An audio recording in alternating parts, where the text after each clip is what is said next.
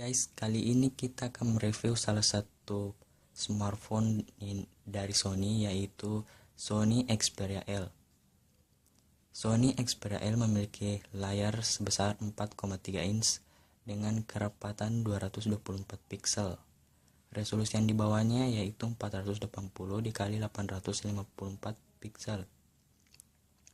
Dari review sini kita akan memulai review dari bagian depan. Di bagian depan ada layar selebar 4,3 inch, satu buah kamera depan dengan resolusi 2 megapiksel, logo Sony, mikrofon, dan satu mikrofon kecil di bagian bawah.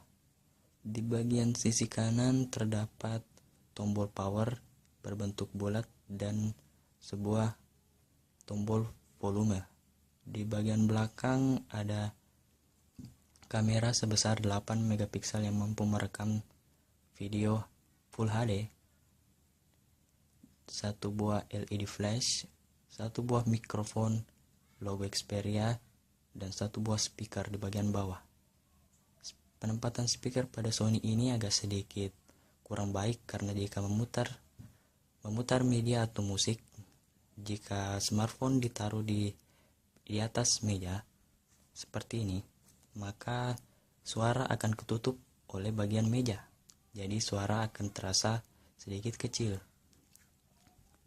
Bagian belakang Sony Xperia L ini memiliki bahan plastik yang cukup tidak terlalu licin agak sedikit kasar karena mungkin mengandung sedikit polikarbonat. Di bagian sisi kiri terdapat satu buah slot micro USB, di bagian bawah tidak terdapat apa-apa. Di bagian atas ada port headset 3,5 mm jack. Sekarang kita review bagian menu. Di bagian menu sendiri Sony Xperia L masih menggunakan Android versi 4.2.2 yaitu Jelly Bean. Meskipun begitu, performa dari smartphone ini tidak berkurang sedikit pun. Di bagian sisi menu dalam, Sony memberikan beberapa aplikasi bawaan dari perusahaan Sony, yaitu Xperia Link, Xperia Lounge, Sony Select, Smart Connect, dan beberapa aplikasi lainnya. Di bagian sisi hardware, Sony Xperia L menggunakan chipset Qualcomm Snapdragon 400 dengan kecepatan dual core 1 GHz dengan dipadukan RAM 1 GB RAM dan internal sebesar 8 GB. Tapi untuk internalnya kita hanya bisa menggunakan sebesar 5,8 GB. Dari sisi kamera sendiri, Sony Xperia L menggunakan kamera sebesar 8 megapiksel.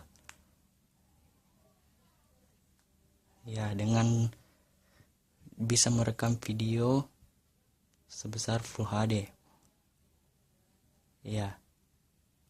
Lumayan untuk kamera dengan resolusi segitu. Di bagian depan agak sedikit unik karena penempatan tombol home, back, dan menunya tidak terdapat pada bagian bawah smartphone, terdapat pada bagian layar.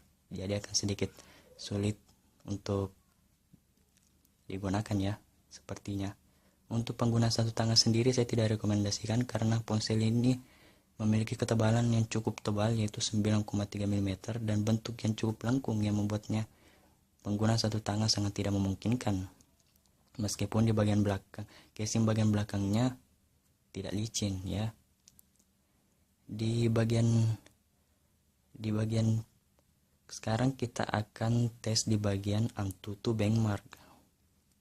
Kita akan lihat seberapa skor dari smartphone ini. Kita akan uji pertama-tama.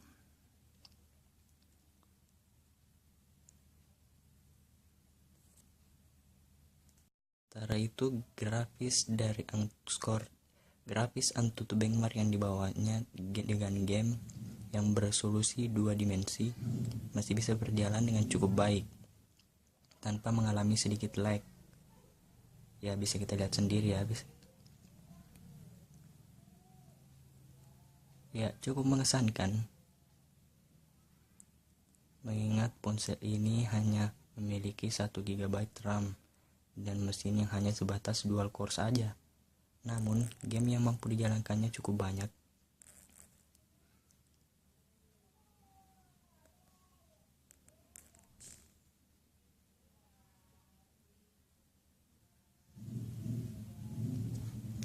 Skor Antutu Bengmar yang dihasilkannya berada di angka 16.988, berada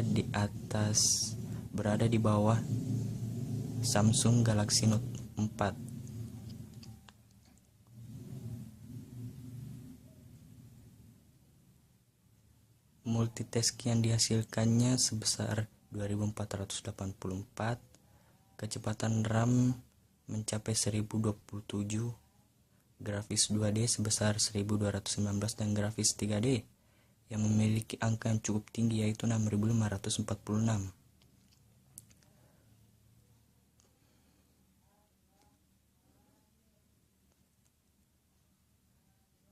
Meskipun seperti itu, angka itu dibilang cukup tinggi ya untuk sebuah ponsel dengan harga 2 jutaan.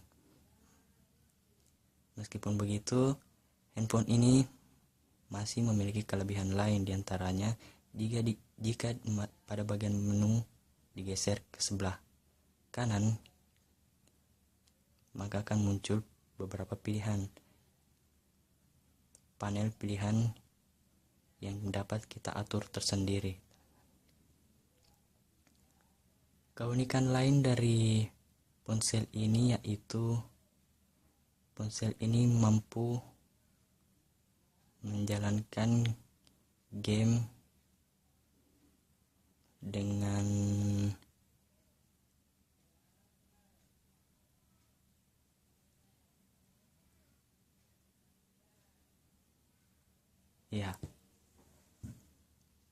sebatas game-game beberapa saja ya.